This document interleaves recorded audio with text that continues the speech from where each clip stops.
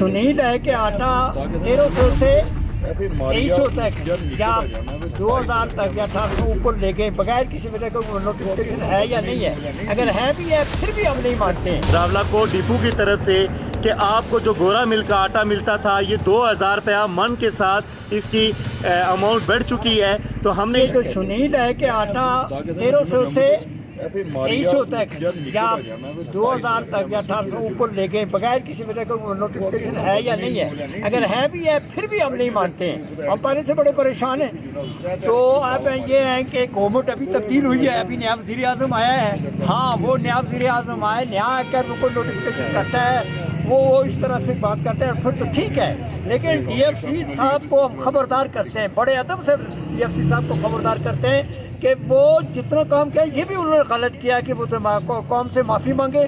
जो हमारे डीलर के उनसे कहा कि इसके 2300 के हिसाब से पैसे जमा करें। लोग इधर परेशान हैं।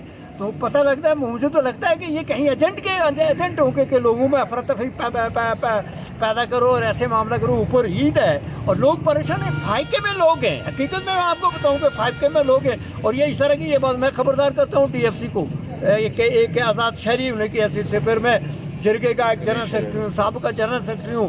मैं उसे खबरदार करता हूँ कि कहीं ऐसा ना हो कि कल तुम्हें वहाँ बैठने कोई ना दो, तुम्हारा घेराव करे। इसमें फौरी तो है क्या गवर्नमेंट करती है, नया वज़ीर आज़म आकर इसका नोटिफिकेशन करता है तो वो हम जाने और नया वज़ीर आज़म जाने के भाई वो ये करता है। वो ये क्या लगा हुआ है, इसको हम किसी सूरत नहीं मानते, किसी सूरत। ये तो क्या लगा हुआ है इधर हमारे आबो अजदाद माना कि हम वो नहीं है इतने, लेकिन हम आ रहे हैं। हम आबो अजदाद ने पत्थर कुल्हाड़ी से मुल्क को आज़ाद कराया और आप आ जाकर मनमानियाँ करती हैं। नोटिफिकेशन दिखाएं, फिर नोटिफिकेशन दिखाएं।